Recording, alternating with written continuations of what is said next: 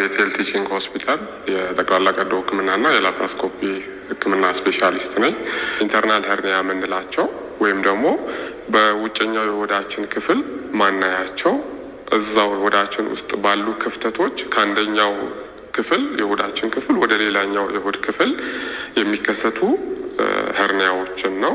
ከነሱ ውስጥ አብዛኛው የምናየው በህፃናት ላይ ኮንጀኒታሊ ወይም በተፈጥሮ አብሮ በሚከሰቱ ክፍተቶች የሚከሰት አይነት ሲሆን ለምሳሌ ከሆዳችን ወደ ደረታችን ክፍል በመካከል ባለው ዲያፍራም ቀዳዳ የሚከሰት ሄርኒያ ሲሆን ኮንጀኒታል ዲያፍራማቲክ ሄርኒያ እንላቸዋለን።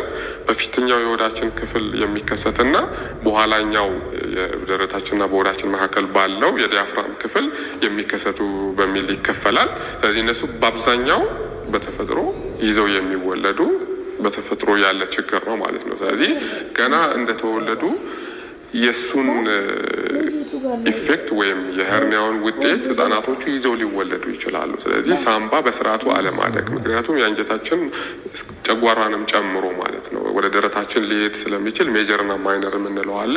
ስለዚህ ሳምባችን በተገቢው መልኩ እንዳያድግ ያደርገዋል ማለት ነው። አንደኛው የሚመጡበት ወይም ፔሸንቶቻችን የምናገኝበት መንገድ በዚህኛው መልኩ ሊሆን ይችላል። ወይም አሁን ደግሞ ዘመናዊ ሕክምና በጽንስ ክትትል ጊዜ የተለያዩ የሚደረጉ ስካኖች አሉ፣ አናቶሚክ ስካን የምንላቸው አሉ። ከዛም በኋላ የሚደረጉ ምርመራዎች ስላሉ ኢቭን ህፃኑ ሳይወለድም ሊታወቁ ይችላሉ እነዚህ ችግሮች ማለት ነው። ስለዚህ እነሱ በአብዛኛው ህጻናት ላይ ሊኖሩ የሚችሉት ናቸው። ሌሎቹ ደግሞ አኳያርድ የምንላቸው ኢንተርናል ሄርኒያዎች ወይም የውስጥ ሄርኒያዎች ሀያተስ ክፍተት አለ በዲያፍራም ሌሎች ስትራክቸሮች አወርታ ሌሎችም ትናንሽ ስትራክቸሮች ከደረታችን ወደ ሆዳችን የሚሄዱበት ኖርማል ክፍተት አለ።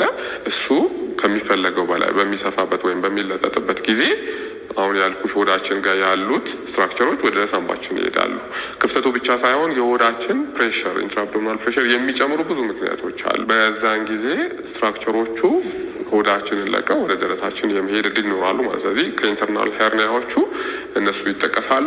በቀድሞ በነበረ ሰርጀሪ የሚሆን በተለያዩ ውስጥ ላይ በሚከሰቱ ኢንፌክሽኖች ወይም ኢንፍላሜሽኖች በእነዚህ መካከል ክፍተቶች ይፈጠራሉ። ስለዚህ በእነዚህ ክፍተቶች አንደኛው የአንጀታችን ክፍል በዛ ክፍተት ሊያልፍ ይችላል። ስለዚህ እሱኛውም ኢንተርናል ሄርኒያ እንለዋለን ማለት ነው። ስለዚህ ሌሎቹም ምክንያቶች ይህንን የሚያመጡ አሉ። ምልክቶቹ እንደዚህኛው ስለማይታዩ ውጭ ላይ እንዳለው የሚያብጥ ነገር ምናልባትም ወጣ ብሎ የሚመለስ ነገር እንደ ጨጓራ ህመም የምንለው አይነት ምልክት ተመሳሳይ ምልክት ሊኖረን ይችላል። ምክንያቱም የአንጀታችን ክፍል ወደ ደረታችን ስለሚሄድ ማለት ነው። ተደጋጋሚ ሳል፣ ደረቅ ሳል፣ ረጅም ጊዜ የቆየ ሳል ሊኖር ይችላል የሚከሰቱበት መንገድ ማለት ነው። ተደጋግሞ የሚመጣ ነገር ግን ምክንያቱ ቬግ የሆነ የሆድ ህመም ሊሆን ይችላል የሚከሰተው።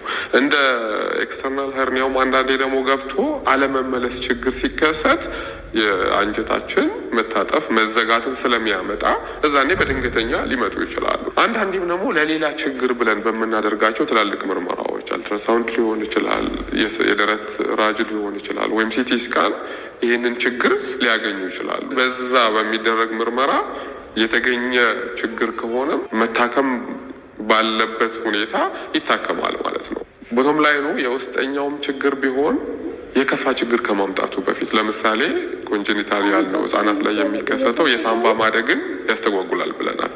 ስለዚህ በተገኘበት ሰዓት መታከም ወይም ያቺ ቀዳዳ መከደን አለባት ማለት ነው። ሂያታል ሄርኒያ ያልነውም የጨጓራችንና የምግብ መውረጃ ቱቦ ታችኛው ክፍል ወደ ሳምባችን ይሄዳሉ። የተለያዩ ዲስኮምፎርቶችን ያመጣሉ፣ ችግሮችን ያመጣሉ። ስለዚህ እሱም በኦፕሬሽን የሚስተካከል ነው ማለት ነው። ስለዚህ እንደ ሄርኒያው አይነትና እንደ ምልክቱ ወይም እንደ ሁኔታው የኦፕሬሽኑ አይነትና መጠንም ይወሰናል ማለት ነው። ሰውነታችን የሆነ ችግር አለ ብሎ ሲነግረን የግድ ቋሚ ወይም እያደገ ወይም ስራ የሚያስተጓጉል አይነት ችግር እስኪሆን መጠበቅ የለብንም። ምልክቶቹን በስርዓቱ አዳምጠን ወደ ሕክምና ተቋም መሄድና ለእነዚህም መፍትሄ መፈለጉ ብልህነት ነው።